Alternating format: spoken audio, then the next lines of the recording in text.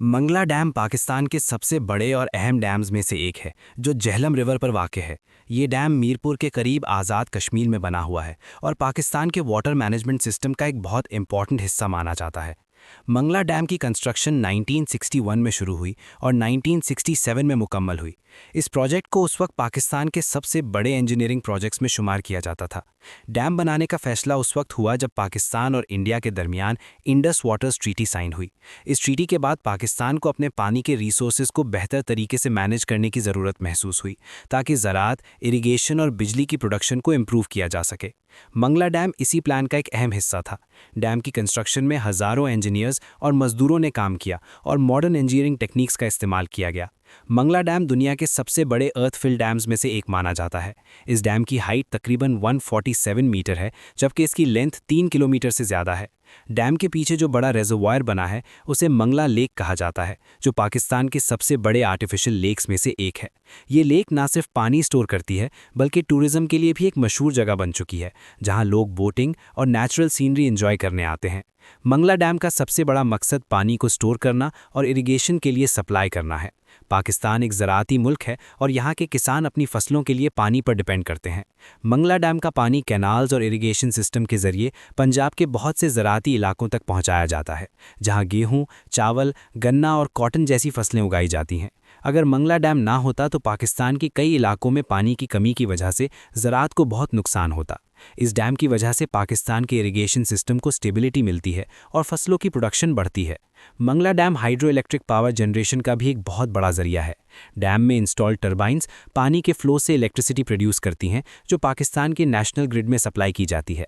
Mangla dam की power generation capacity तकरीबन 1000 megawatt से ज़्यादा है, जो पाकिस्तान की एनर्जी सप्लाई में एक इम्पॉर्टेंट हिस्सा ऐड करती है। हाइड्रो इलेक्ट्रिक पावर का सबसे बड़ा फ़ायदा ये है कि ये क्लीन एनर्जी होती है, जो एनवायरनमेंट को कम नुकसान पहुंचाती है और फ्यूल पर कम डिपेंड करती है। पाकिस्तान में अक्सर बिजली की कमी होती है और मंगला डैम जैसे प्रोजेक्ट्स इस प्रॉब्लम को कम करने में मदद करते हैं। इलेक्ट्रिसिटी प्रोडक्शन के अलावा मंगला डैम फ्लड कंट्रोल में भी इंपॉर्टेंट रोल अदा करता है। मॉनसून के दौरान झेलम रिवर में पानी का लेवल बहुत ज़्यादा बढ़ जाता है, जिससे फ्लड्स का खतरा पैदा हो जाता है। मंगला डैम पानी को स्टोर करके फ्लड के असरात को कम करता है और नीचे के इलाकों को तबाही से बचाता है। डैम के रेजर्वायर की कैपेसिटी इतनी ज़्यादा है कि ये बहुत सारा पानी अपने अंदर स्टोर कर सकता है और ज़रूरत के मुताबिक रिलीज़ करता है। मंगला डैम की कंस्ट्रक्शन ने पाकिस्तान की इंजीनियरिंग हिस्ट्री में एक नया चैप्टर शुरू किया और ये प्रोजेक्ट उस वक्त के सबसे बड़े डेवलपमेंट प्रोजेक्ट्स में से एक माना जाता था। इस डैम की वजह से मीरपुर और उसके गिरदोनवाह के इलाकों में भी डेवलपमेंट हुई और इंफ्रास्ट्रक्चर इंप्रूव हुआ।